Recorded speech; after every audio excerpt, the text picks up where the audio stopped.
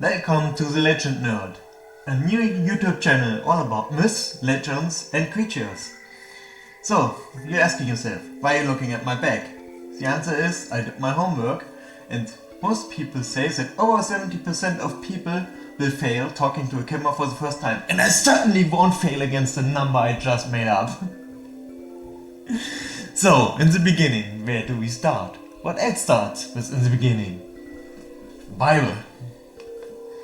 This channel won't be too religious, so let's look at the definition of legend. A very old story or set of stories from ancient times, also stories, not always true, that people tell about a famous event or person. This fits fine for David vs. Goliath. And with that out of the way, let's get into it, and thank you for your interest in what I've dug up. But first, let's see if you can hit as fast as David when Goliath approached. Hit that subscribe button, you got 5 seconds. 5, 4, 3, 2, 1. Got it? Great. Let's get on with the video. First, let's get into the story so everybody knows what we're talking about. I summarize it. If you want the whole story, the Bible is the book that's not too hard to come by. We are talking about the first book of Samuel, chapter 17. The Philistines and the Israelites gathered their military forces, hill to hill, valley between them. Goliath came out of the camp and challenged the Israelites to send one of them to fight to the death, and the losing party has to serve the other. Since all Israelites were afraid of him, Saul, not this one, but the king of the Israelites, promised his daughter and wealth to the man who would kill Goliath. David, who stayed at home, taking care of the sheep, was sent out by his father to bring his brothers roasted grains and bread and some cheese for the commander. When David arrived and talked to his brothers, Goliath repeated his challenge, and David heard it.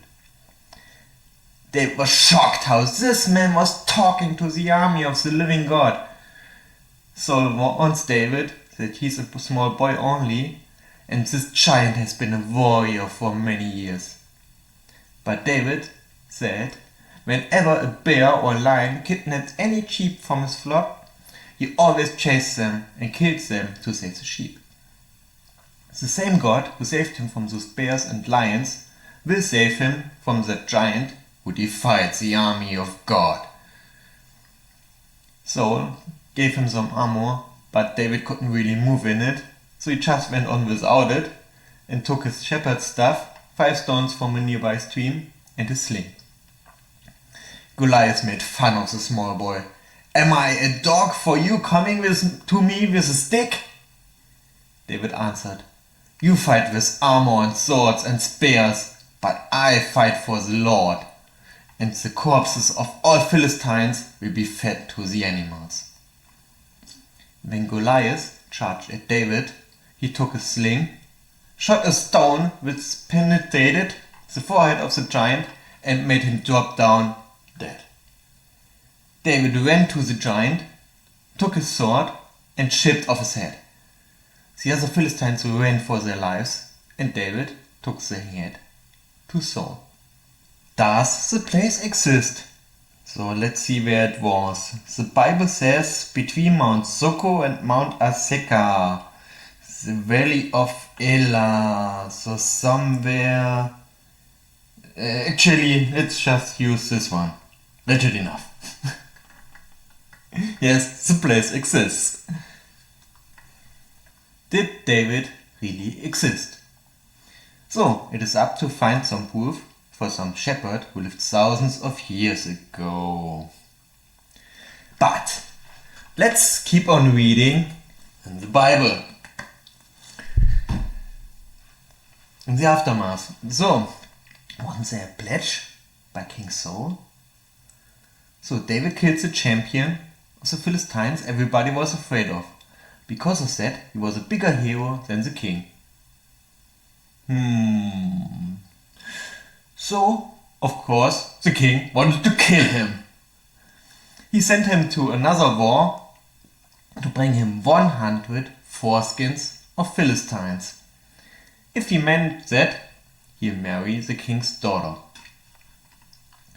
Saul thought David would die, but David managed to bring him 200 foreskins. And I swear this is in the Bible. What to do with hundreds of foreskins? Please give me your ideas in the comments. It is something religious, I guess. In another war against the Philistines, Saul died, so the husband of his daughter became king. That makes him way easier to find than a shepherd. So let's have a look if I can find King David. The Mesha Steele, also called the Moabite stone, found in 1868, is dated back around 840 before Christ. It contains an inscription made by the name of King Mesha of Moab, which is located in today's Jordan.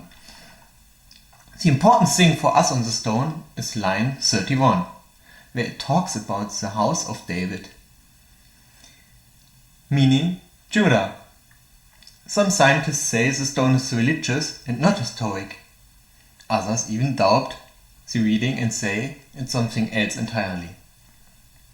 Sadly, this fragment of the stone is damaged and very hard to read. There are even some other parts of the stone which are said to point to the existence of David, but this video is getting very long. You could make a whole video out of this stone alone, so let's say no definitive proof is to be found here. The Tel Dan Steele, where parts have been found in 1993 and 1994, the Aramean king writes about his victories in wars and claims to have defeated the king of Israel and the king of the house of David. House of David being written as HYTDWD. Some critics say this refers to a place and not the family, to not say house of David. They say this because, for example, Bethlehem is written similar in Hebrew. Or others say this could not be the biblical David, but some other David. Not undoubted, but the proof is getting better. One of the main doubting points in the existing of King David was that Israel was a small collection of small houses during the time he should have lived. But the Bible says David has united Israel into a large kingdom.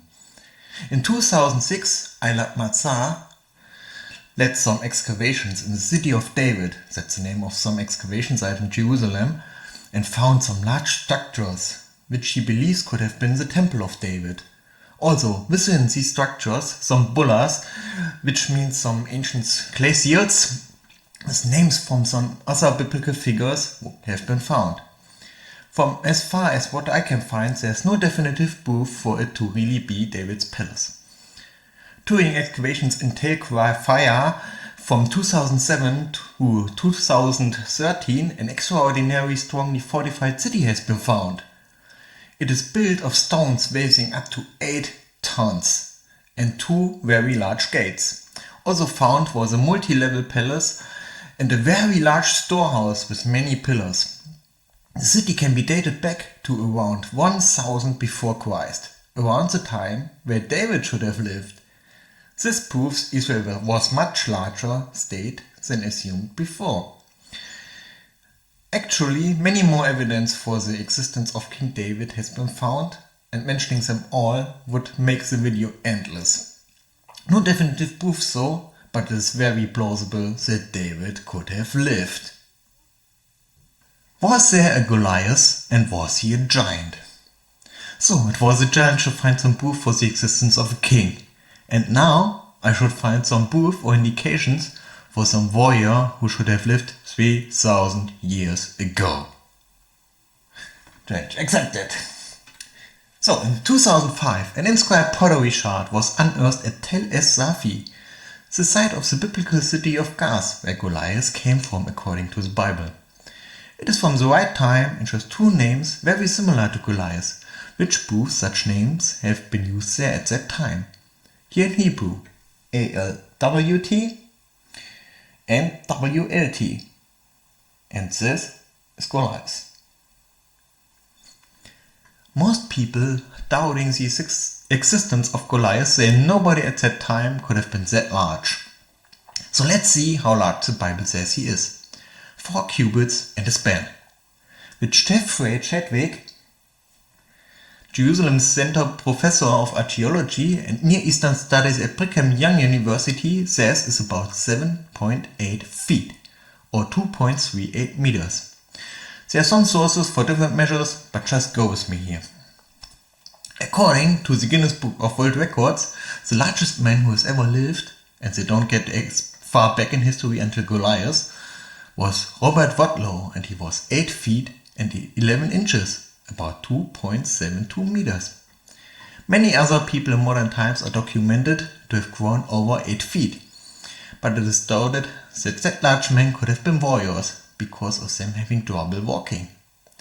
These claims are wronged by evidence from Egyptian records.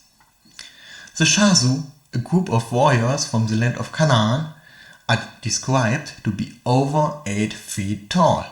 So this can also be true for the Rephaim, the tribe of Gad where Goliath belonged to. But back to the excavations in Gad, or Tel Esafi. Some excavations showed a wall measuring the exact thickness of 2.38 meters, or 7.8 feet, the head of Goliath. So this head could also not be meant literally, but was just to say he was as large as a wall. Wondering if anybody else in recent times does this anymore. So there is no proof for the existence of Goliath, but some proof that it is plausible he existed. Why one-on-one and not army against army? What is described in this story is the concept of single combat, where two representatives fight and the winner of the war is determined by that fight. There's a lot of lives and resources. The major downside is nobody can enforce the rules. What if the losing army does not accept it and still fights the war? Want to declare war on them for not playing by the rules? But, spoiler, this is also what happened in the war between the Israelites and the Philistines according to the Bible. There are many sources claiming this was done in history, especially in ancient times. Many examples are from Rome or ancient Greek.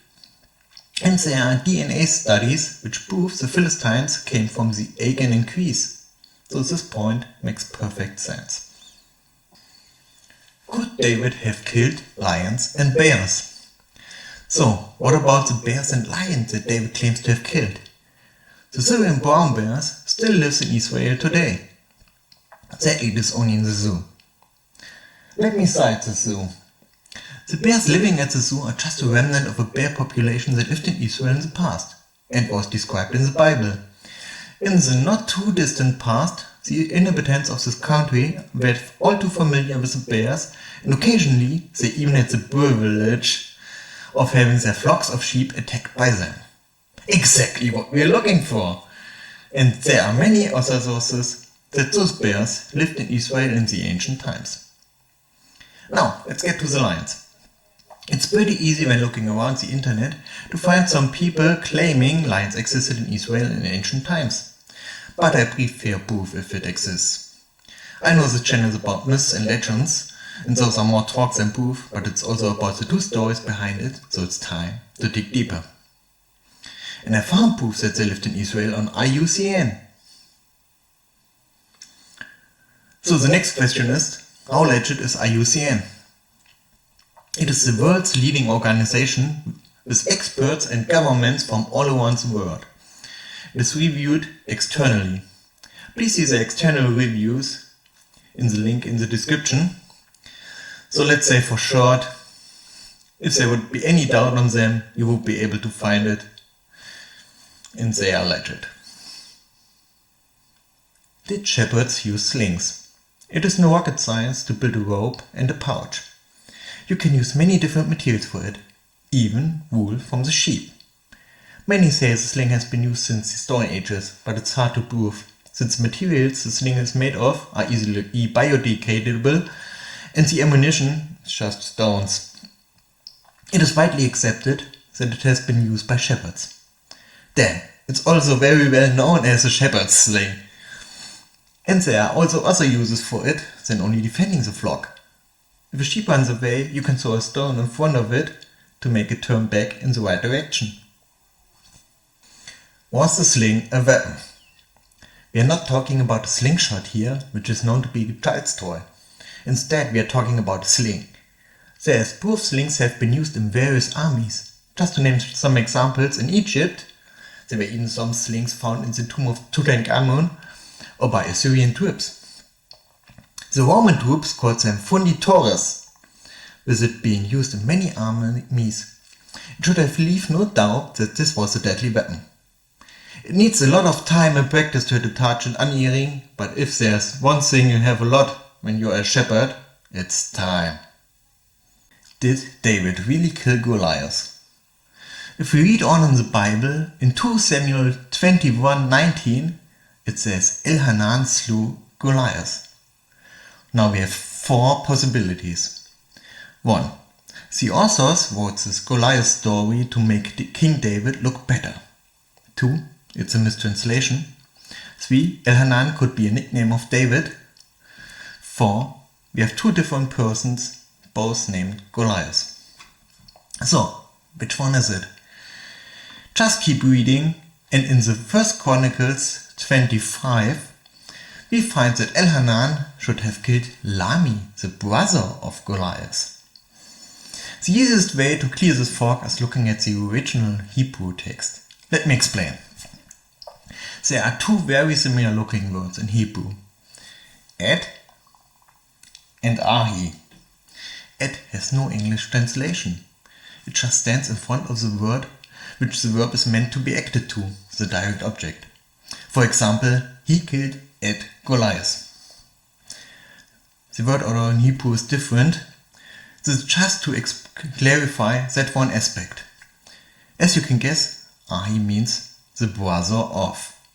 So this one is a mistranslation, and in fact, the most translations of the Bible have corrected 2 Samuel 21:19 to say Elhanan kills the brother of Goliath. So this one is a mistranslation, but I had to mention it. Conclusion.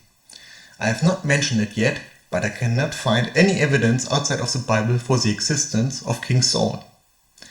Nonetheless, most aspects of the story can be proven to be true or very plausible. I see no reason not to believe the story. Tell me your opinion down in the comments. And if you like this and want more to come up, like and subscribe!